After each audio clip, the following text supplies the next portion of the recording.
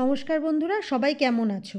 আজকে আমি তোমাদেরকে পাঁচমিশালি মাছ চচ্চড়ি করে দেখাবো, মানে ছোটো মাছ চচ্চড়ি আর কি। এই ছোটো মাছের মধ্যে আমি এখানে নিয়েছি মৌরলা মাছ, পুঁটি মাছ, বেলে মাছ, চিংড়ি মাছ আর পাকাল মাছও আছে। এই সব মাছগুলো ভালো করে ধুয়ে পরিষ্কার করে প্রথমে নিয়েছি।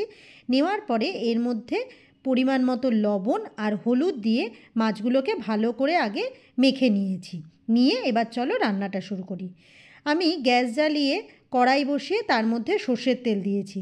দিয়ে এবার মাছগুলোকে ভেজে নেব।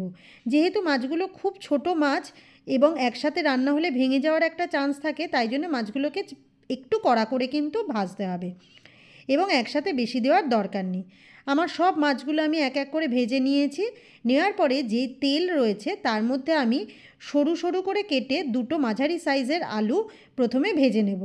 আর আলু ভাজার সময় এর মধ্যে আমি একটু হলুদ আর একটু লবণ দেব। হলুদ আর লবণ দিয়ে আলুটাকে মোটামুটি 80% মতো সেদ্ধ হবে, সেই রকমভাবে ভেজে তুলে রাখবো।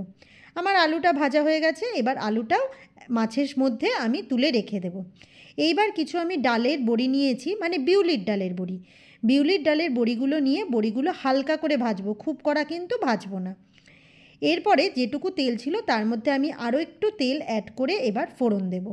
ফোড়নে আমি এখানে আজকে কালো জিরে দিয়েছি এবং একটা শুকনো লঙ্কা নিয়ে সেটাকে দুটুকরো করে চিড়ে এর মধ্যে দিয়ে দিয়েছি। ফোড়নটা যখন খুব সুন্দর করে ভাজা হয়ে যাবে তখন এর মধ্যে আমি দুটো বড় সাইজের পেঁয়াজকে ভালো করে কুচিয়ে রেখেছিলাম, সেটা এর মধ্যে অ্যাড করে দেব। পেঁয়াজ ভাজার সময় এর মধ্যে অল্প পরিমাণে লবণ দেব যাতে পেঁয়াজটা নরম হয়।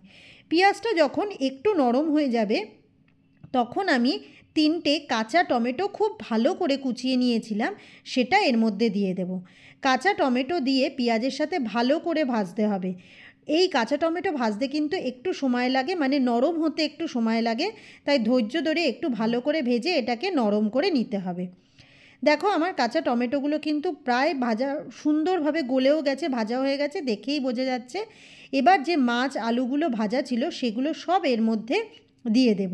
দিয়ে আমি এখানে একটা মশলা রেখেছিলাম, সেটা হচ্ছে কাঁচা লঙ্কা আর কালো সর্ষে বাটা। সেই মশলাটা এর মধ্যে দিয়ে পরিমাণ মতো যতটা জল লাগবে ততটা জল আমি এখানে অ্যাড করে দেব। জল দেওয়ার পরে এর মধ্যে আমার যতটুকু আর লবণের প্রয়োজন আছে সেই লবণ এবং হলুদ গুঁড়ো দিয়ে দেব। দিয়ে এটাকে ভালো করে একটু মিশিয়ে নিয়ে যেই বড়িগুলো ভেজে রেখেছিলাম সেই বড়িগুলোকে একটু গুঁড়ো করে আমি নিয়েছি, নিয়ে এর মধ্যে দিয়ে দেব। দিয়ে এবার এটাকে কিছুক্ষণের জন্য রান্না হতে দেব যাতে জলটা কমে যায়। দেখো আমার ঝোল ফুটে অনেকটা কমে গিয়ে বেশ একটা মাখা মাখা হয়ে গেছে। এটা কিন্তু খুব বেশি ঝোল পছন্দ হয় না। এরপরে উপর থেকে আমি একটু কাঁচা সর্ষের তেল ছড়িয়ে দিয়েছি। দিয়ে এবার এটাকে আমি নামিয়ে নেব। তাহলে বন্ধুরা, আজকে আমার এই পাঁচমিশালি মাছ চচ্চড়ি কেমন লাগলো অবশ্যই কমেন্ট করে জানিও।